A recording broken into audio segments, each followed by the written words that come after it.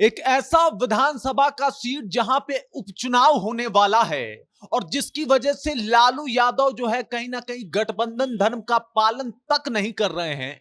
एक ऐसा विधानसभा का सीट जहां पे मामला और सियासत दोनों बहुत ज्यादा गर्म है और जिसकी वजह से कहीं ना कहीं इंडिया गठबंधन में फूट पड़ता हुआ नजर आ रहा है। अगर वो सीट भी लालू यादव के हाथों से निकल जाए और बीमा भारती वहां से चुनाव ना जीते तो लालू यादव के ऊपर क्या बीतेगी, इसके बारे में बताऊंगा। मैं ये भी बताऊंगा कि मैं ऐसा क्यों कह रहा हूं कि बीमा भारती रुपौली से चुनाव हार रही हैं। इसकी भी पूरी जानकारी, पूरी डिटेल्स जो है वो आप तक पहुंचाऊंगा। लेकिन उससे पहले, मेरा नाम है रजत और आप देख रहे हैं जनता जंक्शन। मैं आपको बता दूं, रुपौली उपचुनाव की घोषणा हुई, उसके बाद बिहार में सियासत तेज हो गई।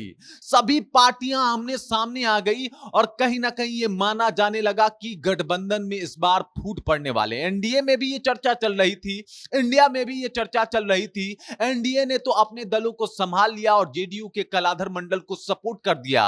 लेकिन अगर बात करें इंडिया गठबंधन यानी महागठबंधन की, तो वो इस बात को संभाल नहीं पाए। पप्पू यादव सबसे पहले बागी हो गए। उसके बाद सीपीआई का भी बयान आया कि जिस तरीके से बीमा भारती को टिकट दिया गया वो दुर्भाग्यपूर्ण है। और इसी वजह से मैं कह रहा हूं कि इतना सब कुछ करने के बाद लालू यादव बीमा भारती को टिकट देते हैं, लेकिन उसके बाद भी अगर बीमा भारती चुनाव हार जाती हैं तो लालू यादव की इज्जत पलीद हो जाएगी। क्योंकि बीमा भारती इस बार चुनाव जो है, उपचुनाव जो है वो हार सकती हैं। वजह मैं आपको बता देता हूं कि किन किन वजह से बीमा भारती चुनाव हार सकती हैं। सबसे पहला वजह है कि उनका रुपौली की जनता पे विश्वास कम हो जाना, या यूं कहें रुपौली की जनता का उन पे विश्वास कम हो जाना।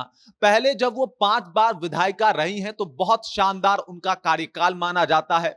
माना जाता है कि कहीं ना कहीं अपने पति अवधेश मंडल को लेके और बाकी उनके जो भी गुर्गे और बाकी जो भी उनके गैंग में लोग थे उनको लेके वो बड़ी आसानी से वहां से चुनाव जीत जाती थी। लेकिन इस बार मामला अलग है। इस बार उनका बेटा जो है वो फंसा हुआ है विजय यदुका के मर्डर केस को लेके, और इस वजह से कहीं ना कहीं जनता में अविश्वास है बीमा भारती को लेके। और ये बहुत बड़ा वजह हो रहा है क्योंकि जो भी विपक्ष के नेता हैं वो इसी बात का जिक्र कर रहे हैं, इसी बात को दोहरा रहे हैं कि इस तरीके का तो इनका परिवार रहा है, आप इनको वोट क्यों दे।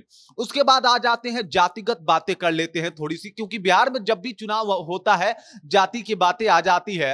तो लोग कह रहे हैं कि कहीं ना कहीं जो मंडल एक मुश्त वोट करके जिता देता था बीमा भारती को, वो मंडल कहीं ना कहीं उनसे खफा है और वो मंडल वोटर कहीं ना कहीं कलाधर मंडल के खाते में जाते हुए दिखाई दे रहे हैं। और अगर कलाधर मंडल को सपोर्ट मिल गया तो कहीं ना कहीं मुश्किलें इनके लिए बढ़ सकती है। उसके बाद अगर बात किया जाए तो पप्पू यादव ने, जो कि उस विधानसभा क्षेत्र के भी एक तरीके से सांसद हैं, क्योंकि पूर्णिया लोकसभा के क्षेत्र में ही कहीं ना कहीं वो रुपौली विधानसभा आता है, और पप्पू यादव साफ तौर पे कह चुके हैं कि मैं इनकी कोई मदद नहीं करने वाला। अब बताइए, वहां का जीता हुआ निर्दलीय सांसद अगर ये कह रहा है कि हम बीमा भारती को हारते हुए देखना चाहते हैं, वो जीत ना जाए इसके लिए हम पूरी तैयारी करेंगे, तो ये बात आप समझ लीजिए कि रुपौली विधानसभा में भी उनका अपना खास दबदबा है। और इस वजह से रुपौली में जो भी सपोर्टर हैं पप्पू यादव को, वो साफ तौर पे उनको वोट नहीं देंगे। खासकर जितने भी यादव वोटर हैं वो एक साथ पप्पू यादव के साथ हैं। अब ये पप्पू यादव के साथ क्यों हैं? आरजेडी से टिकट मिलने के बाद भी तो मैं आपको बता दूं, आपको याद होगा पूर्णिया में कई दिनों तक की रैलियां करे थे तेजस्वी यादव, लेकिन वहां के यादव वोटर जो है वो पप्पू यादव के साथ ही थे लोकसभा के चुनाव में। और इसी वजह से मैं फिर ये बात रिपीट कर रहा हूं कि अभी भी वो जो यादव वोटर हैं वो पप्पू यादव के साथ ही हैं, और पप्पू यादव के साथ है तो कहीं ना कहीं मामला गड़बड़ हो सकता है। और पप्पू यादव कभी नहीं चाहेंगे कि वहां से बीमा भारती चुनाव जीते। उसके बाद अब बात कर लेते हैं सीपीआई का। सीपीआई भी अंदर अंदर खफा है। अंदर खाने से एक खबर आ रही है कि वो भी नहीं चाहता कि बीमा भारती चुनाव जीते, और अगर बीमा भारती चुनाव ना जीते तो जितने उसके कोर वोटर हैं उसको कहीं वो और ट्रांसफर करवा सकती है, जिस वजह से आरजेडी वहां पे कमजोर पड़ जाएगी। और आरजेडी अगर कमजोर पड़ जाती है तो वहां से कहीं ना कहीं मामला जो है अलग हो जाएगा। बीमा भारती इस बार चुनाव हार जाएंगी। अब आ रहे हैं निर्दलीय प्रत्याशी शंकर सिंह के ऊपर।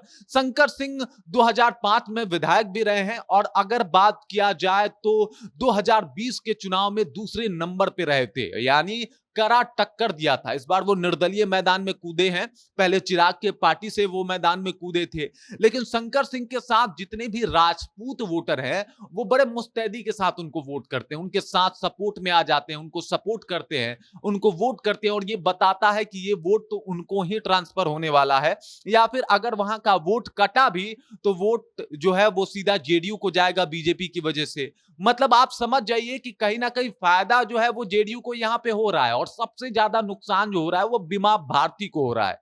इसके अलावा अगर बात किया जाए तो जितने भी वैश्य वोटर हैं वो वहां के कोर वोटर माने जाते हैं बीजेपी के, तो वो सीधे सीधे बीजेपी के साथ हो लेंगे और बीजेपी के पास चले जाएंगे। तो इस वजह से भी अगर वो बीजेपी के पास जाएंगे मतलब इनडायरेक्टली तौर पे जेडीयू का सपोर्ट करेंगे, यानी कलाधर मंडल वहां से आगे निकलेंगे। और कलाधर मंडल खुद मंडल हैं, तो मंडल जो है इस बार उनके ऊपर भरोसा जताने वाले हैं। ऐसा अंदर खाने से खबर आ रहा है कि अब बीमा भारती से वो लोग भी कहीं ना कहीं अब चाहते हैं किनारा करना, और वो जो मंडल वोटर हैं वो अब सीधे सीधे कलाधर मंडल की तरफ ट्रांसफर होने वाले हैं। तो मामला वहां पे त्रिकोणीय है, कोई भी जीत सकता है, लेकिन मैं अभी तक तो ये बता रहा हूं कि जो भी रुझान आ रहे हैं उसमें बीमा भारती तो चुनाव नहीं जीतती हुई नजर आ रही है। और इस वजह से यह माना जा रहा है कि लालू यादव को बहुत बड़ा झटका लगने वाला है, क्योंकि जिस लालू यादव ने बीमा भारती के लिए गठबंधन धर्म तक को नहीं निभाया, वो बीमा भारती रुपौली विधानसभा से उपचुनाव हार रही हैं। बाकी इसके ऊपर आप क्या सोचते हैं, आपको क्या लगता है, कृपया कमेंट सेक्शन में जाइए और कमेंट करके अपना विचार हमारे साथ जरूर साझा कीजिए। बाकी आप देख रहे हैं जनता जंक्शन और मेरा नाम रजत है।